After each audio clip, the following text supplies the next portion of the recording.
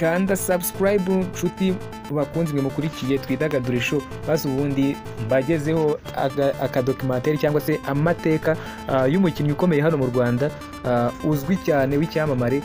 Mbese umukinnyi nawe cyangwa se umunyarwenya ubona ukumva kabisa mood wari urimo irahindutse. Ni umunyamibare rero wahindutse umunyarwenya. Wakwibaza ninde? Tegereza gatoya kanda subscribe ubundi mukubwire urugendo rwa Dogiteri Nsabi uri mu bakunzwe mu Rwanda. Niba rero ukoresha imbuga nkoranyambaga nta kabuza uzi Dogiteri Nsabi, kuko uba utamuzi waba ufite ikibazo. Ni muganga wa depression, ni muganga w'umubabaro, cyane ko bigoye ko wanyarukiraho ngo ufunge telefone cyangwa se mudasobwa wakoreshaga utabonye Dogiteri Nsabi, cyangwa se utanabonye rumwe mu nzenya ze zitembagaza benshi. Nsabi w'imyaka 25 ubusanzwe yitwa Nsabimana Eric, akaba avuka rero mu muryango w'abana 4 barimo 3 b'abahungu, ubwo nawe urabyumva umwe n'umukobwa. Iyo atera urwenya rero akunze kugaragara yambaye amadarubindi yahengetse ndetse ingofero ye ikote rifunguye agaragaza agatuza, ririmo karuvati imbere y'ipantaro y'itisi ndetse n'inkweto za bodaboda. Ntabwo ari costume, ni bodaboda.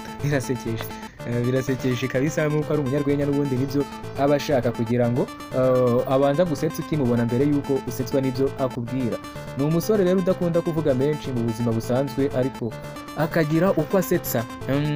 Uwo bagiranye ibiganiro ataha yuzuye ibitwenge n'ibimenyetso, abakora n'amagambo agenda avuga nabyo kandi akavuga gakeya, bituma wowe ubwawe wibwiriza ugaseka.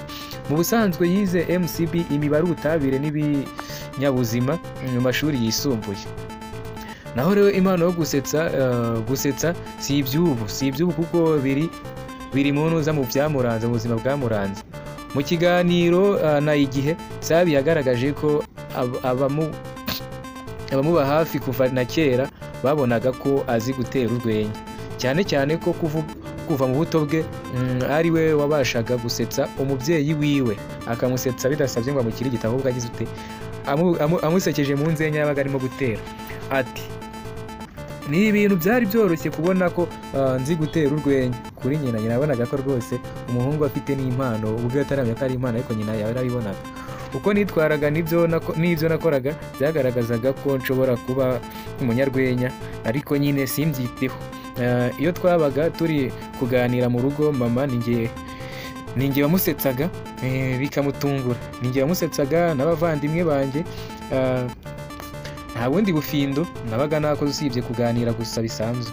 Ni ibintu byagaragaraga ariko bitarabona umurongo muzima umuntu yabiha. Mbese wabonaga asekeje, avuga amagambo asekeje, mbese agatera urwenya bikagusetsa, ariko adafite amagambo, ese atabona uko abyita ngo abone ko byavamo akazi, kwa kundi abenshi bigenda bitangira. Akomeza avuga ko rero byakomeje kugeza ubwo yajyaga mu mashuri yisumbuye. Ati noneho byari ibindi bambonagamo kera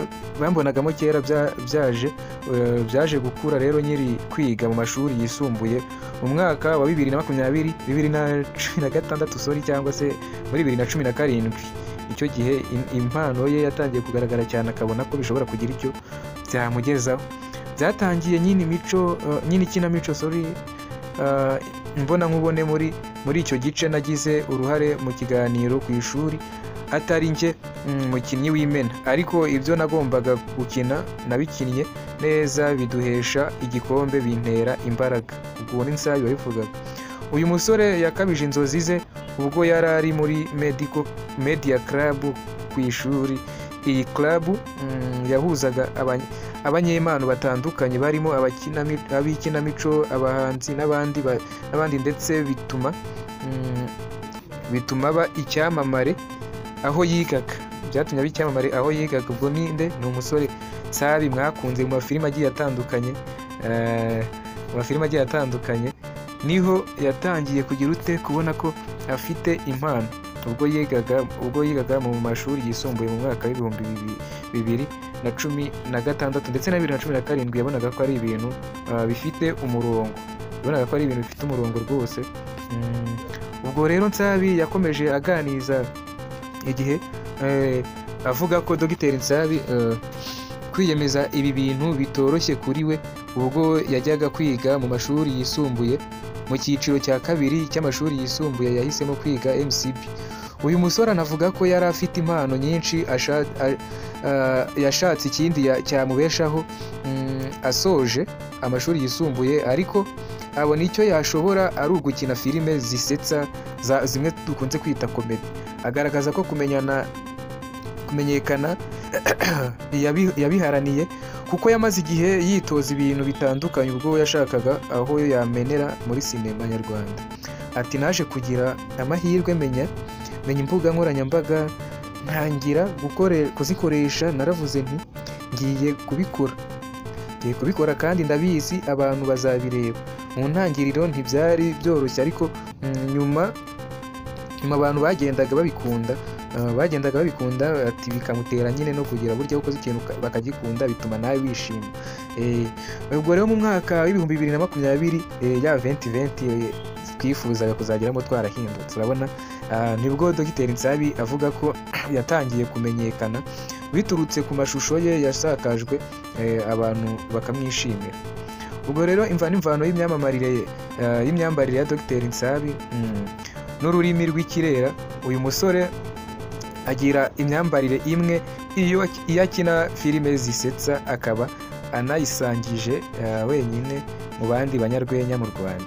Niwe wambara kuriya, niwe wambara ikoti agashyiramo karuvati ndetse akabyambara n'akantu karimo imbere agaragaje inda bitewe n'uko ari umwihariko we. Avuga ko yayitekereje kubera ko abantu bafata amashusho bagakatamo amazina ye yabaga yashyizemo. Ati abantu bafataga amashusho bagakatamo amazina yanjye, nza guhagarika kwambara imyambaro itandukanye, ntangira kwambara kuriya mu mbona kugira bajye babona umwihariko we. Uyu musore rero yatangiye ibyo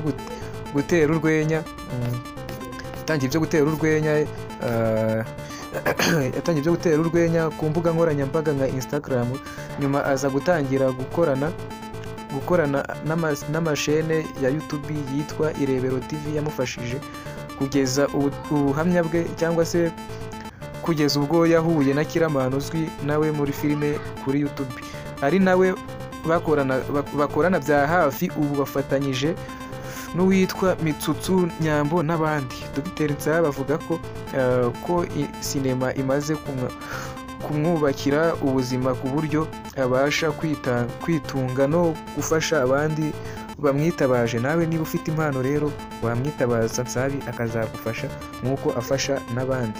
Ubwo rero amakuru nayo bafitiye nayo kuri Dr Nsabi, amateka ye yumve nawe ashobora kugira icyo akubyarira cyangwa se agatuma gutera motivasiyo. Murakoze cyane, Imana ibaho.